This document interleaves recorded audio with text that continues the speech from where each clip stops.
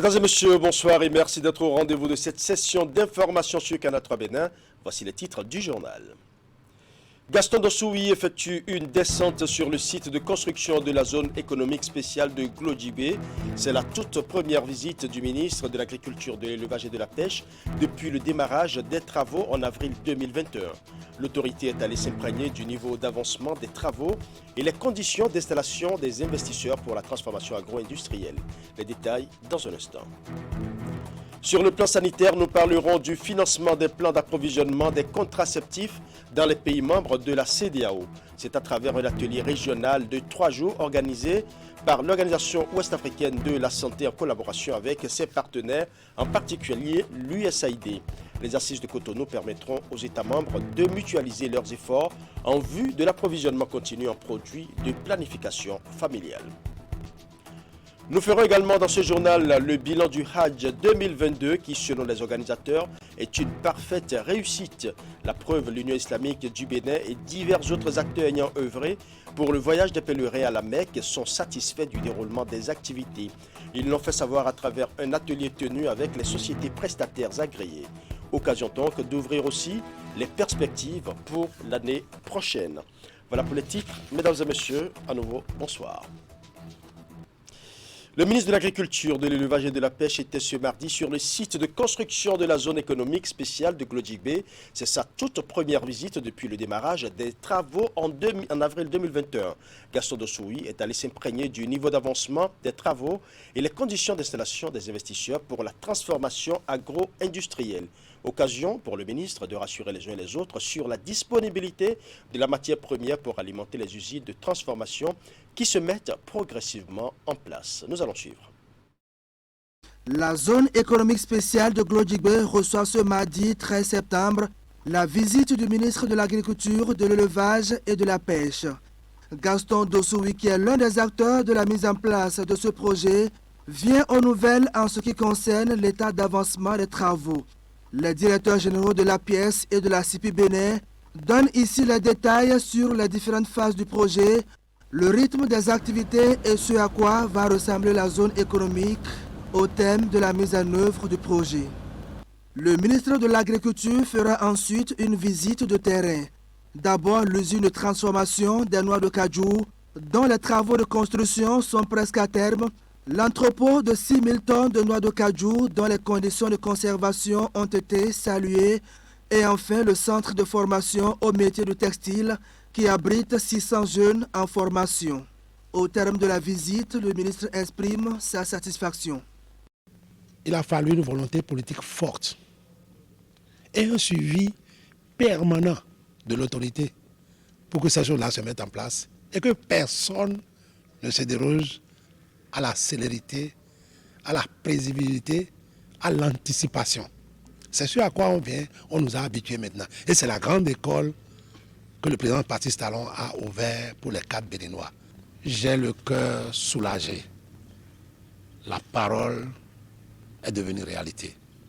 Au commencement était le verbe, et le verbe s'est fait chair ici. Pour assurer la transformation agro-industrielle de la zone, 35 investisseurs ont déjà signé le contrat pour le compte de la première phase de ce projet. Ils interviendront dans plusieurs secteurs comme la fabrication des matériaux de construction, la transformation agroalimentaire, la fabrication des emballages, l'industrie automobile, l'industrie pharmaceutique et le montage électronique. La disponibilité en quantité et en qualité des matières premières reste le principal défi de ce projet. Sur la question, le ministre de l'Agriculture rassure. Des entités, des structures sont en accord avec la zone industrielle ici, de Glodjibé, pour aller discuter avec les producteurs pour leur apporter des facilités. En retour, les questions de captage de la matière première produite aussi se négocient très rapidement. Et si d'aventure, les gens rentraient dans un partenariat du genre, pour même les accompagner à produire, il y a de fortes chances que la matière première soit suffisamment captée pour satisfaire les besoins d'ici. Juste dans la filière de cajou, de karité, d'ananas et de soja, 100 000 emplois sont attendus. Érigée sur une superficie de 1600 hectares, la zone économique spéciale de Glodjigbe vise à transformer de façon structurelle l'économie béninoise. Parlons politique, les conseillers de la minorité constitués d'élus municipaux du bloc républicain et de la Forcerie pour un Bénin émergent d'Abomey Calavi dénoncent une violation flagrante des tests qui organisent l'élection des présidents des commissions permanentes. Il ne s'agit selon eux ni d'une nomination des 10 présidents, encore moins d'une quelconque installation du conseil de supervision. Pour la minorité, le parti majoritaire doit procéder à une élection au lieu de désigner les présidents des 4 commissions. Et c'est ce qui justifie d'ailleurs le point de presse des conseillers de la minorité. Nous allons suivre. Il n'a jamais été question d'installer un conseil de supervision dans la loi ou dans le décret. Le conseil de supervision se constitue alors librement avec l'élection des présidents des 4 commissions permanentes.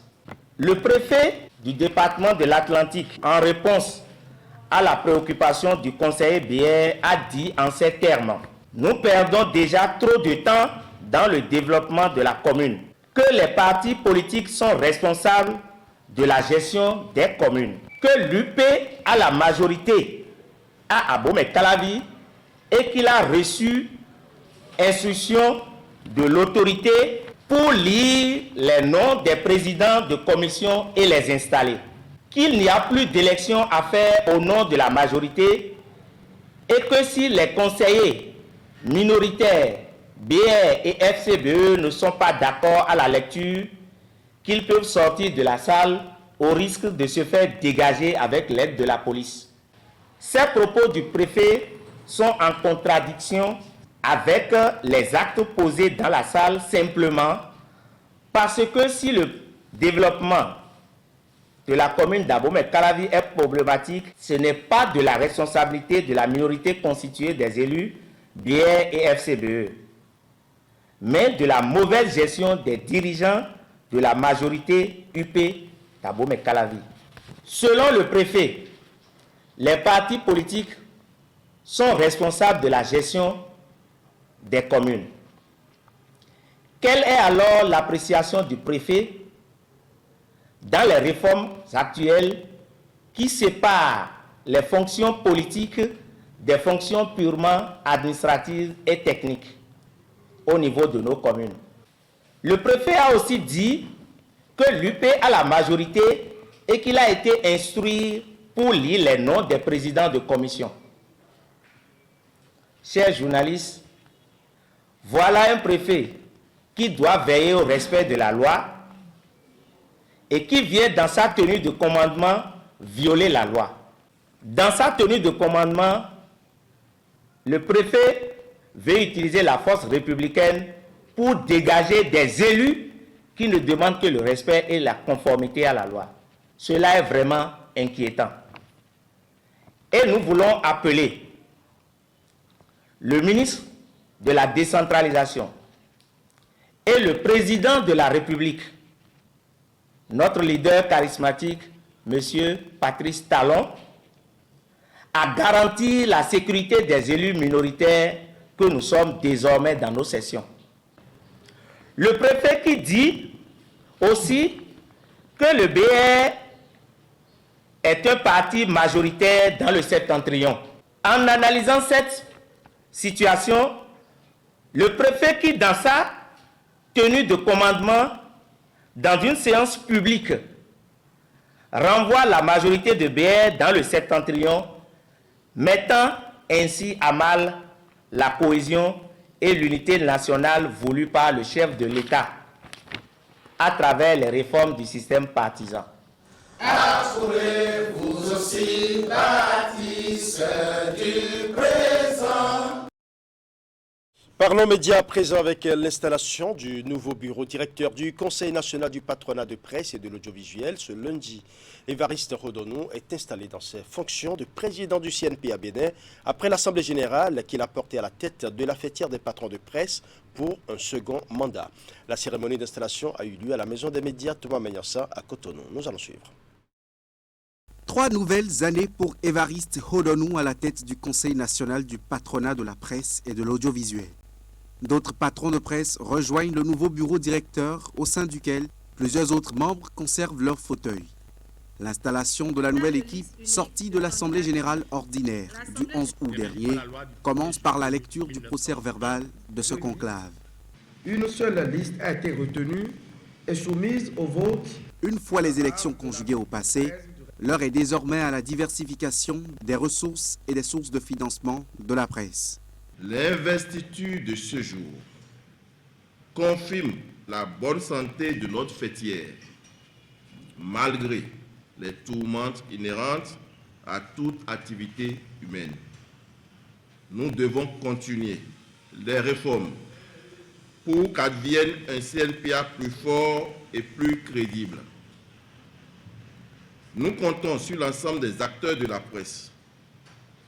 Le bureau que j'ai l'insigne honneur de diriger travaillera d'arrache-pied pour consolider les acquis, corriger les erreurs éventuelles et surtout réaliser de belles choses pour notre fêtière. Plus que jamais, le bureau, ensemble avec tous les membres, devra intensifier les efforts pour trouver les partenaires afin de réaliser les actions projetées.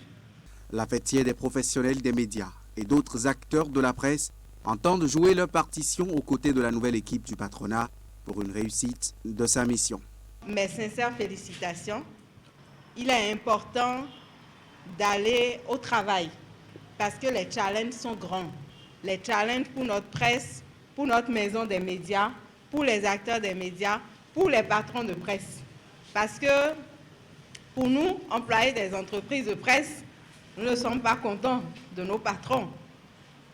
Et il est important que les patrons comprennent que nous avons des revendications et que nos revendications ne tarderont pas à atterrir sur vos tables.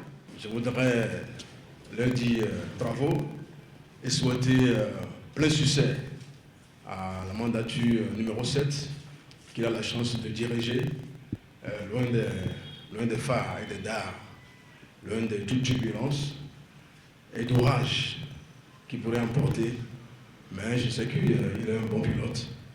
Berthe Vincent Kakbossa de Canal 3 Bénin et Rodrigue Azinongwe de Fraternité FM siègent dans ce nouveau bureau directeur du CNPA Bénin, tous deux à des postes de vice-président. Parlons à présent de la problématique de préservation et de renforcement des capacités des terres. C'est un sujet au cœur d'un atelier international ouvert ce lundi à Cotonou. Il s'agit d'une rencontre qui entre dans le cadre de l'exécution du programme global protection et réhabilitation des sols pour l'amélioration de la sécurité alimentaire ProSol. La cérémonie d'ouverture est placée sous la tutelle du ministre de l'Agriculture, de l'Élevage et de la Pêche. Reportage.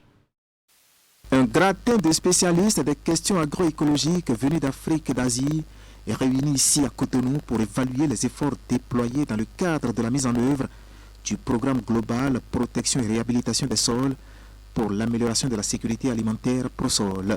Un travail de réflexion organisé autour du thème « Préparer le sol pour une transition agroécologique ». C'est une ambition, que dis-je, un défi majeur pour l'agriculture.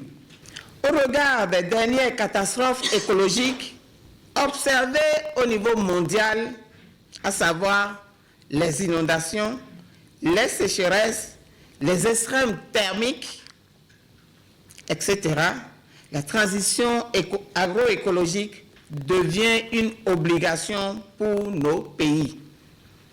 Ensemble, nous devons changer de paradigme pour arriver à des modes de production qui intègrent l'écologie. Du coup, pour Jeanne Adambia Kouakakpo, la transition écologique reste aujourd'hui un défi vital pour l'humanité. Des propos confirmés par le premier responsable en charge du système agricole béninois. Ce n'est pas de 20 mots. Je suis paysan et fils de paysan. J'ai vécu ça. Il est temps et grand temps de sortir de nos tiroirs les autres technologies de solutions alternatives aux engrais chimiques. La production biologique, la production efficiente qui nourrit l'homme et qui lui permet de gagner sa vie est importante aujourd'hui comme réflexion stratégique à mener. Des réflexions stratégiques qui seront menées au cours de ces assises. 5 jours d'échange entre sachants et ces derniers sont appelés à partager les expériences vécues afin de mutualiser les peines et les succès autour de ce programme. Je ne souhaiterais pas des présentations académiques, théoriques, qui sortent du cadre de la réalité vécue, mais des choses pratiques avec des illustrations sur ce qu'on a fait, ses faiblesses et ses points forts. Outre les réflexions, l'agenda des assises de Cotonou prévoit des visites de terrain. Visites qui permettront aux participants de rencontrer des groupements de femmes et d'hommes qui ont accepté les différentes technologies proposées pour cette transition écologique. Les travaux prennent fin vendredi prochain. D'un atelier à un autre, nous allons à présent parler santé avec la rencontre régionale axée sur le financement des plans d'approvisionnement des contraceptifs dans les pays membres de la communauté économique des États de l'Afrique de l'Ouest, CEDEAO. Initiée par l'Organisation ouest-africaine de la santé, en collaboration avec ses partenaires, en particulier l'USAID, les travaux sont placés sous la tutelle du ministre béninois de la Santé. Les assises de 3 jours qui se déroulent à Cotonou permettront aux États membres de mutualiser leurs efforts en vue de l'approvisionnement continu en produits de planification familiale. Reportage. Comment financer les plans d'approvisionnement des produits contraceptifs en Afrique de l'Ouest? C'est à cette préoccupation majeure que vont s'atteler à répondre pendant 3 jours les décideurs des ministères de la Santé des pays de l'Organisation ouest-africaine de la santé, OAS, les principaux bailleurs et potentiels donateurs réunis depuis ce mardi à Cotonou. L'atelier vise à améliorer la disponibilité de ces produits dans les pays membres. Durant nos travaux, nous aurons à présenter l'analyse des plans d'approvisionnement 2022 des pays membres et préciser les besoins de financement complémentaires. Présenter une cartographie des principales et potentielles sources de financement des plans d'approvisionnement de chaque pays membre, ainsi que les mécanismes de leur mobilisation. Élaborer un plan de plaidoyer pour la mobilisation de ressources additionnelles pour le financement des plans d'approvisionnement 2022 des pays membres. Élaborer un plan d'action régional de mobilisation des ressources pour le financement des plans d'approvisionnement des produits de la planification familiale dans nos pays. Cela permettra de baliser le chemin qui conduira vers une autonomie certaine. Cette alternative est indispensable, mesdames et messieurs, car la disponibilité des produits contraceptifs est une des conditions nécessaires pour la capture du dividende démographique afin de décoller sur le plan économique et social. Cet atelier est organisé par l'OAS en collaboration avec ses partenaires, dont l'USAID. 9 pays de l'Afrique de l'Ouest francophone, dont le Bénin, ont initié en février 2011 le partenariat de Ouagadougou, un mouvement en faveur de la planification familiale. Malgré les efforts des gouvernements et de leurs partenaires pour son financement, le taux de prévalence contraceptive reste faible. La crise financière née de la pandémie de la Covid-19 a entraîné une réduction de la contribution de certains donateurs pour l'acquisition de ces produits pour les pays. Selon les statistiques, environ 20 à 35% des utilisatrices ont des besoins non satisfaits en produits contraceptifs. De façon générale, les plans d'approvisionnement sont couverts à hauteur de 50%. C'est-à-dire donc que des gaps d'environ 50% restent à couvrir. Alors nous devons donc tous continuer à faire des efforts pour couvrir ces gaps, pour garantir un accès universel aux services de planification familiale et par conséquent réduire les taux de décès maternels. En finançant cet atelier, le gouvernement des États-Unis, par le biais de l'USAID, souhaite que les acteurs recherchent des solutions pérennes aux défis liés à la sécurisation des produits contraceptifs. Je suis convaincu de la nécessité de privilégier une approche régionale dans la recherche des solutions aux défis communs, comme celui du financement durable de l'acquisition des contraceptifs. Il est attendu à la fin des travaux de cet atelier l'adoption d'un plan d'action régional de mobilisation des ressources pour le financement des plans d'approvisionnement des produits de la planification familiale dans les pays membres de l'OAS. L'atelier permettra également de renforcer le partenariat et la collaboration entre les différents acteurs. Ouvrons la page éducation de ce journal avec la rentrée scolaire devenue imminente. Encore quelques jours et les élèves et écoliers reprendront le chemin de l'école. La rentrée scolaire démarre le lundi 19 septembre prochain sur toute l'étendue du territoire national. Au centre de promotion sociale des aveugles de Segbaya à Cotonou, tout se met en place pour permettre aux apprenants d'effectuer une bonne rentrée. La directrice du centre et son équipe s'affairent pour recevoir les nouveaux élèves dans de bonnes conditions. La phase des inscriptions occupe actuellement le personnel administratif, comme vous allez le constater dans ce reportage. Le lundi 19 septembre 2022, c'est la date retenue par le gouvernement pour la rentrée scolaire 2022-2023. Et comme toutes les autres écoles du Bénin, le Centre de promotion sociale des aveugles de Segbaya ouvre à nouveau ses portes à ses apprenants. En attendant le démarrage effectif des cours, l'administration est occupée par la phase des inscriptions. Lundi 12 septembre, ce parent d'élève est venu remplir les formalités pour l'intégration de son enfant dans le centre. Il a été victime d'une intoxication médicale et puis par la suite il a perdu ses vues. Au niveau du CNH là-bas, déjà nous avons renseigné qu'il y a un centre comme ça qui peut les accueillir. Et voilà, j'étais venu en juillet prendre les renseignements, ils m'ont donné leur fiche d'inscription. De renseignements du moins, j'ai pris, j'ai fait les dossiers, je suis venu. Aujourd'hui, la pré-rentrée l'inscrit. C'est une maudite contribution que nous demandons aux parents, puisque c'est du matériel, les fournitures pour apprenants déficients visuels ne se trouvent pas sur le marché béninois comme ça, donc il faut les commander. Et c'est bien que c'est dans notre budget alloué par l'État que nous prévoyons l'achat de ces matériels et que nous mettons gracieusement à la disposition des apprenants. Daniel me donne par exemple du pain. De leur côté, les enseignants se concertent pour les derniers réglages avant le démarrage des activités. Depuis 4 ans, le Centre de promotion sociale des aveugles de Segbaya dispose d'une maternelle. Une initiative d'inclusion pour faciliter le brassage entre les enfants non handicapés et ceux à besoins spécifiques. Une expérience qu'ont adoptée certains parents d'élèves. Ils ne sont pas du tout gênés. Au contraire, avec l'accompagnement que nous faisons, d'abord, l'effectif n'est pas pléthorique, les dispositions sont prises et chez la personne à besoins spécifiques, la concrétisation de toute activité est obligatoire. Et c'est aussi prévu là-bas, mais ce n'est pas toujours évident. Mais les enfants appréhendent mieux aux côtés des besoins spécifiques, puisque pour l'enfant à besoins spécifiques, l'enseignement est individuel.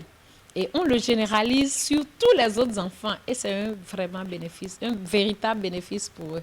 Nous avons des apprenants qui sont au niveau du CEG Segbaya, qui sont en inclusion, qui ont parfois besoin de l'aide de leurs amis pour pouvoir leur lire ce que le professeur a écrit au tableau afin qu'ils puissent transcrire en braille.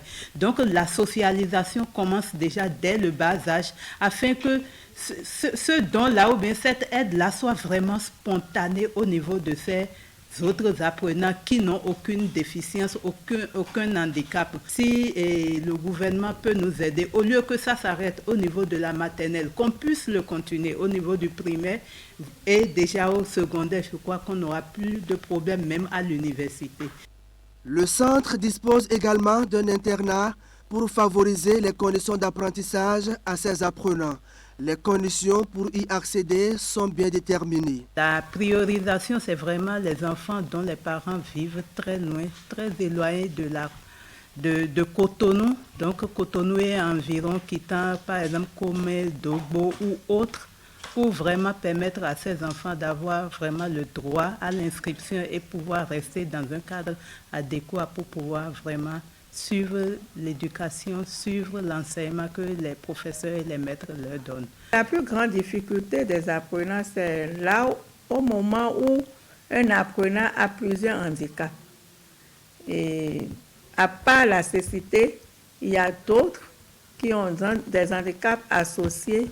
Et c'est ça qui fait que certains enfants n'arrivent pas vite à assimiler le message véhiculé par les cours. Le Centre de promotion sociale des aveugles de Segbaya est prêt pour accueillir ses apprenants dès lundi prochain. La cour est déjà mise au propre et les salles de classe sont apprêtées. Aux derniers examens de fin d'année scolaire, le centre a obtenu de meilleurs résultats. Et puisque nous parlons rentrée des classes, cela rime avec fournitures scolaires. Plusieurs espaces sont occupés aujourd'hui pour assurer la vente des fournitures scolaires. C'est le moment pour les parents, pour les différents stands et boutiques de faire une bonne recette. Parents et élèves s'y rendent pour se procurer les fournitures nécessaires afin d'apprêter une bonne rentrée des classes pour les enfants. Reportage. Le constat est le même sur tous les stands de vente de fournitures scolaires à Abomey-Calavi. La hausse des prix des différents produits met en difficulté plus d'un. Impuissants face à ce constat, les parents d'élèves se plaignent de la flambée des coûts des articles. Ils décrivent cette situation compte tenu du contexte économique actuel. Et par rapport à l'année passée, vu l'état actuel que nous vivons, nous tous, y compris vous aussi, parce que le quotidien aujourd'hui, ce n'est pas ce qu'on dit là, hein. Et on va encore flanquer les prix sur les fournitures. Qu'est-ce qu'on veut pour ça? Par rapport aux fournitures scolaires en cette année-ci, les choses sont devenues tellement chères qu'on ne pourrait même pas dire. Par exemple, le paquet de 100 pages là, c'était à 1100 francs avant. Maintenant, c'est devenu à 1300 le paquet. Tous les produits ont augmenté de prix. Les vendeurs, eux, peinent à écouler leurs produits, jugés trop coûteux par la clientèle. Les clients aussi ne viennent pas. Peut-être il n'y a pas l'argent dans le pays, peut-être bien. Hein. Sinon, l'année dernière, à l'heure là, il y aura déjà du monde ici. Pour l'instant, il n'y a pas assez d'influence comme cela. La raison n'est pourtant pas inconnue des acteurs de ce commerce. Les prix d'achat des fournitures sont déjà élevés à l'acquisition. Conséquence, la réduction des recettes. Les gens achetaient, au lieu de même 15 cahiers, achetaient 2 paquets de 10, ce qui faisait 20.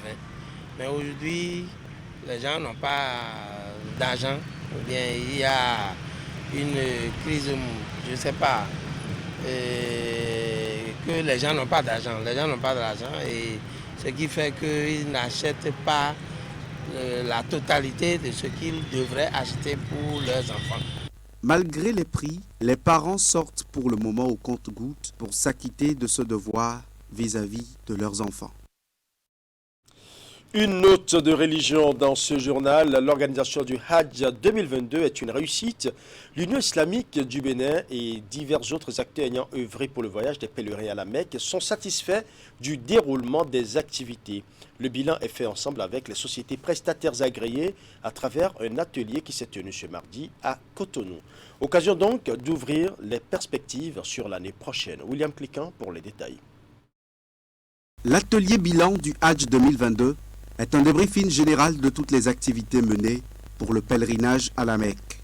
L'Union islamique du Bénin et les sociétés agréées pour la fourniture des prestations d'assistance aux pèlerins notent unanimement un satisfecit. Résultats obtenus grâce aux réformes introduites par le gouvernement pour faciliter les conditions de voyage et de séjour aux candidats béninois.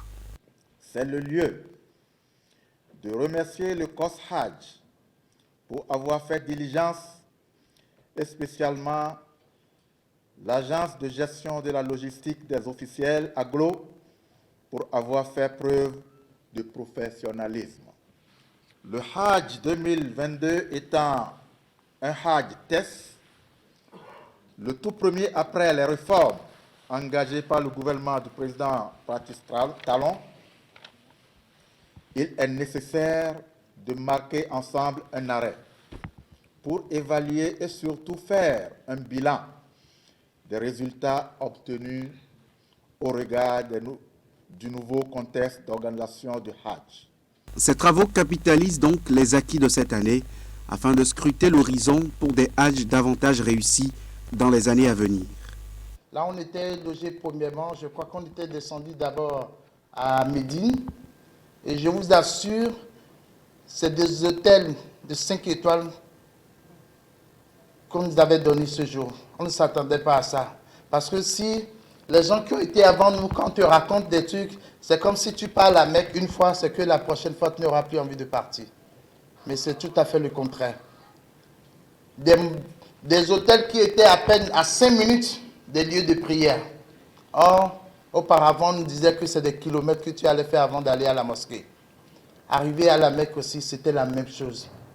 Donc nous avons vraiment vu que le gouvernement a fourni vraiment des efforts et sans oublier les sociétés agréées. De façon spécifique, il s'agira de partager les constats généreux et les leçons apprises des différents résultats, d'analyser les forces et faiblesses de la nouvelle réglementation du Hajj en vigueur. 2083 pèlerins béninois ont pu fouler la Terre Sainte cette année. L'atelier bilan s'est tenu en présence du représentant du ministre des Affaires étrangères, du ministre des Transports et de celui en charge de l'eau. 3 départements ministériels ayant appuyé l'organisation du Hajj 2022. Ainsi se referme ce journal que je vous remercie d'avoir suivi. Tout le plaisir était pour moi de rester en votre compagnie. Bonne soirée chez vous.